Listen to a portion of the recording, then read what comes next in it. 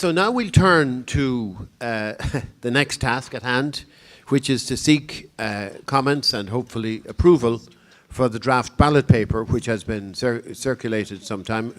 David, are you going to take us through it, or Art, or Leah?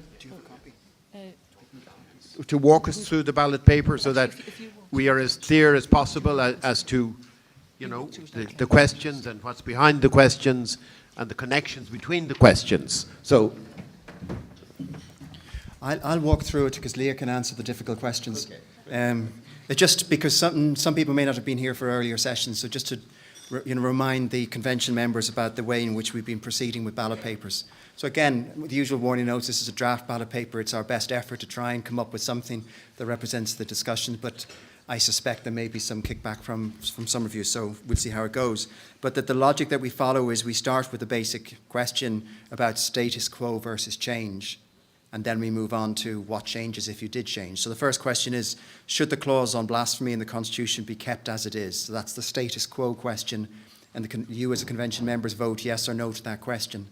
And then the second question is, in the event that the majority of the convention believes that the clause on blasphemy should be changed, then the question is, do you remove it altogether, or do you replace it with some kind of new wording?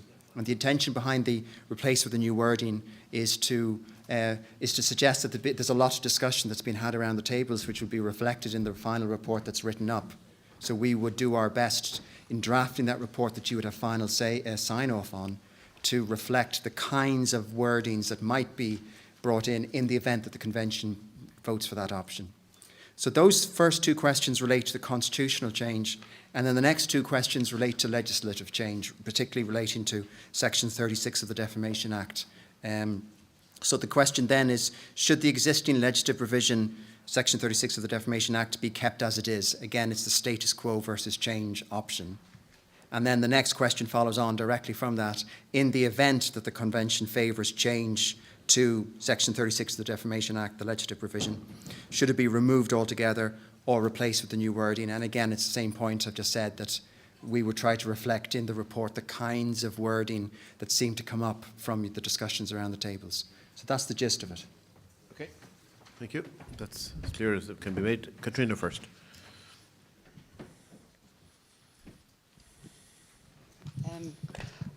Just a couple of things in relation to the question 2. And I know you said that, David, you said that there'd be a couple of different options for new wording, but the problem is the options could be, they could be making it worse or making it better. Yeah, exactly. So could you put it into the microphone? Sorry? Could you speak more into the microphone, please? Oh, sorry. Yeah. Can people hear me now? Yeah. What I'm saying is, if the second column replaced with the new wording, it's too ambiguous because it could be very extreme wording. So I think we would need to see some of the wording, and I know I think there was some suggested wording that was provided, or provided by some, I think, Professor O'Dell, and also maybe some of this Rabat plan of action wording as well. So it's very hard to know, would you vote for removed altogether or replaced with the new wording? So maybe you need to separate those two. And the other point I'd just like to make, and I know when it was being discussed by a speaker earlier, I have to say I agree with, I don't know his name at the back there, Mark down here. Oh no, Peter Gomaleshgil. I do think we need to, there was a big discussion at our table about strengthening of anti-discrimination, incitement to hatred. I don't think that we can just talk about Section 36 of the Defamation Act without talking about the incitement to hatred, because I think there seems to be a fair degree of consensus that it's not strong enough at the moment. So I would like to see something in there about whether we vote on it or whatever. And then the other thing I think we need to look at is how we adjust the provision in relation to freedom of expression. And again, and stop talking now, but I personally would love to see something, the Rabat plan of action and those words that I read out earlier, I would like to see something like protecting and strengthening the rights of minorities, or some form of wording in relation to that, I think would be very important. So thank you. Okay, thank you. I mean, I would caution that there is a limit to the level of detail we can go into in this ballot paper, but let's continue. Thank you, Chair. Just a question or a point of clarification on question 2. I know it came up at this table earlier. Just wondering, when the question talks about the clause of blasphemy, is it specifically referring to the word blasphemous as it appears, or is it referring to the entire clause, that entire sentence? Then further, I know it came up at this table and at other tables I was talking to people during lunch, that there seems to be a fairly strong feeling among some people that we need to go further than just looking at that clause or the word itself, and look at the larger question of the entire section 40.6.1. So would it be at all possible to have a question relating to that? So a broader version of question 2, and possibly a clarifying question then. Maybe Leah, would you like to comment Yeah, on thank that? you, Chairman. Yeah, I'll just comment on the points made so far. Sorry.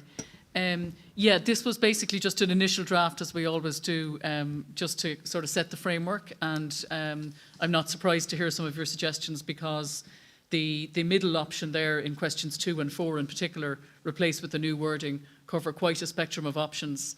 On the other hand, we don't want to get into detail too much on those options either, because we'll never get out of this building. So I suppose we're trying to decide how we best reflect what arose in the discussions. And I mean, one option which has been suggested from some tables is that in question 2 there in the middle column, we could refer to maybe Owen's wording or variations on Owen's wording. I think one table said we'd like Owen's wording with the word religion added to it, or whatever. So we could use perhaps Owen's suggested wording or a similar one as one of the sub-options there. Sorry, just Katrina's point about the incitement to hatred legislation. It would be an option to put, a 5th question here on the ballot paper, which would concern the incitement to hatred legislation, and whether you would like to see that reformed or enhanced or strengthened or whatever it might be, instead of just maybe modifying Section 36 as it is. As regards adjusting the whole freedom of information clause, I think that's a very large issue, which isn't quite what's before us today. That's a huge issue. It's not to say we can't comment on it in the report, but it goes well beyond matters to do with blasphemy. And sorry, the last speaker there, the point. The point about the clause on blasphemy. That is somewhat ambiguous at the moment, I suppose, but what we're referring to is just the part of that clause that refers to blasphemy, not sedition or indecent matter. But we can change that word to be more precise, but it is quite difficult to reflect that point, because we don't just want to say should the word blasphemous be deleted from the Constitution, because in number 2 then we're talking about modifying it. So we can maybe try to refine that wording a bit more. I take your point, but that's definitely what we meant, was just to refer to the part about blasphemy. Yeah, thanks. Okay, let's get some further comments, because these have been helpful first comments. Ivana, please.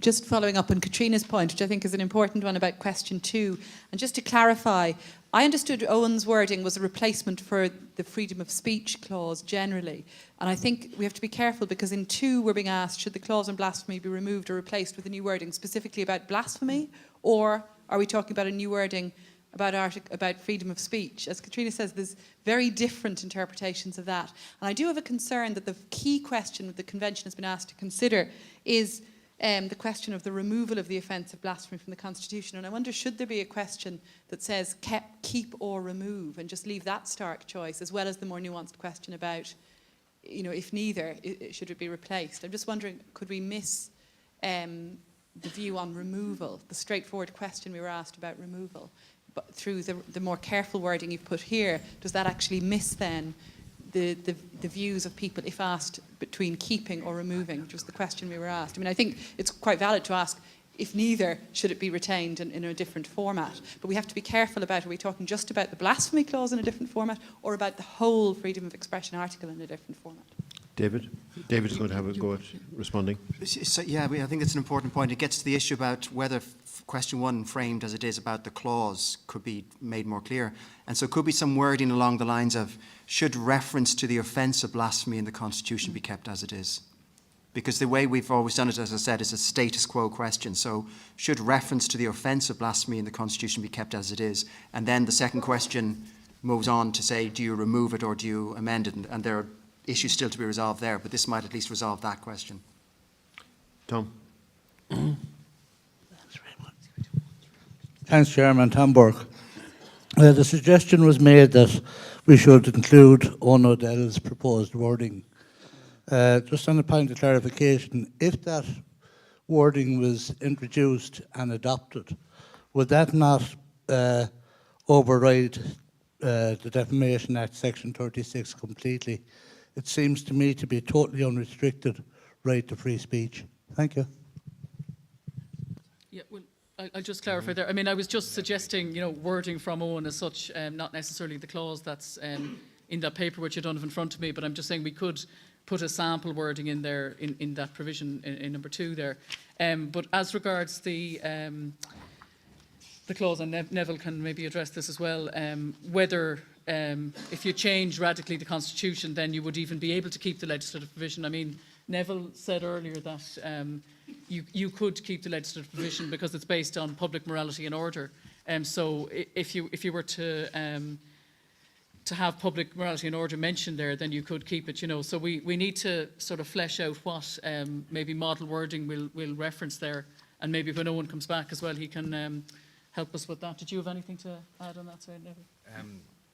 Just that I should probably have read it and didn't, so can't help you. Okay. Deirdre? Would it be possible, rather than trying to do wording, which I think nobody ever agrees on, even when it eventually comes in, just to be able to say, in round 2, if you want to replace it, do you want to replace it with kind of new wording about blasphemy, new wording about freedom of speech, new wording about anti-incitement to hatred, without trying to get actually the specific wording, just the concept of what you want to do? I mean, the purpose of this session is really to try to get a basic logic to a set of questions that necessarily are not going to go into too much detail, but really we have to be answering the really important questions that, in a way, we've been charged to answer. So, I mean, I do take your point, sort of detailed drafting in this session is not possible, but some of the comments I think have been very substantial so far, and will have to be reflected in some revision of what we have on the table. And come back in the morning with having listened and taken account of what is being said, the substance of what's being said. We'll try to put words on it. But are there other questions of substance here which people want to raise? Yeah, Henry. Thank you. Andrew Kinsa. Just to re-emphasise a couple of comments which have already been made, I would share the concern that, to me, in my mind at least, the question was on the removal of the offence of blasphemy, and I think we need to be very clear about that in the first instance. And to me, it's about the removal of the core concept. It's either a yes or a no, and I just feel that even going into question 2, and it may be because this is the way it's been done in the past, and there's a nice symmetry about having 4 questions, but remove it altogether and then replacing with a new word potentially introduces another degree of fudge, rather than answering the question clearly. So I would just be cautious of that, that the question is the core concept of blasphemy, whether it should remain or not. And we shouldn't lose sight of that by introducing kind of grey areas in question 2. Well, we have to answer the basic question. Do we want the Constitution as it currently stands to remain, or do we want it changed? And in the event that we want it changed, then I think we have to pose the next most important questions. So I think that's what we're at the moment, Henry. I do take your point, though. There's a basic choice to be made. And I think Ivana made the same point a few minutes ago. Is there a comment at the back? Yeah, Michael, please. Thanks. Just a very quick question. With regard to question 4, in the event that, I suppose, the offence of blasphemy were to be removed from the Constitution and the legislative offence of blasphemy, the statutory offence rather, were also removed, I mean, does the wording of the Constitution that the state shall respect and honour religion require the state to go further than merely protecting religious believers to actually protecting religious belief and religious sensibility? My interpretation would be no, it doesn't. Certainly I don't believe that Article 44 demands a blasphemy law. I don't think the idea of protecting and honouring religion is anything like the same thing as saying that you need to have a law which makes blasphemy a crime. Okay. Thanks, Chairman. David O'Reilly. I actually hadn't intended on saying this to everyone. I wanted to get someone else to do it, but it doesn't matter. I just wanted to highlight that on Owen's proposed replacement legislation, that actually goes on to a second page which provides limitations to the right. And I think it might just be important for everyone to bear that in mind and be aware of that when we're considering replacements in question 2. Okay, thank you. Fair point. Bruna, please. How you doing? I was just wondering if the wording should be to the effect of should the offence of blasphemy be removed, and then following that, in the event that it is removed, do we then propose to change the legislation to incorporate protections for people of religious belief? And then you're actually answering what the question was originally, because it's actually asking the removal of the offence of blasphemy. So if that's put in as the direct question, then the second question can relate to, in the event that we do take it out, how do we go about making protections specifically for religious beliefs as well as freedom of speech and expression? Okay, thank you. Did anyone want to comment on that? I would just say that, again, I go back to the way in which this convention has worked in the past. There could well be people in the room, I may be wrong, who actually might, and there were some people who were on the platform who said this, who might actually say, no, don't remove it, replace it, amend it, so that you actually are presented with 2 possibilities, either to remove it altogether or somehow to amend it. And the way in which you frame your question sets it up, this was a point that was made at our very first meeting, sets it up in such a way that it's actually potentially splitting the groups who are in favour of some kind of change in half. So that's why there was always the view that you start with the status quo option, and if the convention as a whole says, no, we don't want the status quo, then you're presented with a choice. Okay, you don't want the status quo, do you want just to get rid of it altogether, which was, as you say, the original question, or do you want to amend it in some way? And that's the thing we still have to get to grips with. Sorry, Chairman, could I just add there as well that we kept question 3 fairly open because there might be some people who want to keep the current constitutional provision or amend it to include, for example, incitement to religious hatred laws, and also, amend the section as well. So there really are quite a variety of views there, and we have to leave it as open as possible to capture those. I mean, it's not only the people who want to change the Constitution who might want to change the statutory provision as well, but your point was very clear in setting out the different options. Thank you. Again, Catherine. I just think we should be mindful of people with no religious beliefs as well when we're framing this, because Brona over there suggested about protecting people's religious beliefs, but there are a lot of people who don't hold any religious beliefs, and I think that needs to be accounted for as well. Yeah, thank you. I mean, certainly, point well made. And I suppose that's at the heart of, in a way, the nature of our Constitution and how the Constitution reflects the society we're in at the moment. Are there any other comments? Because, Angus, were you trying to get in earlier? Because I stopped you, I think. Oh, all right. Okay, fine. Thank you. I mean, if there are no more comments, I think the only alternative we're left with is really to go off and overnight try to redraft this ballot paper. Because in the remaining few minutes, to take Deirdre's point, we're not going, I mean, wordsmithing in public is not normally a very productive exercise. and it's been a long day, and I think probably people are ready to stop at this stage. We're just a few minutes ahead of time. But before I close matters, I do want to thank a number of people.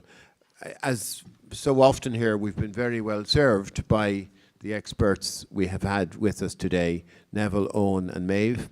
I want to thank Leah and David for the help in identifying them. I want to very much thank the advocates and external perspectives people who came here this afternoon and participated so fully.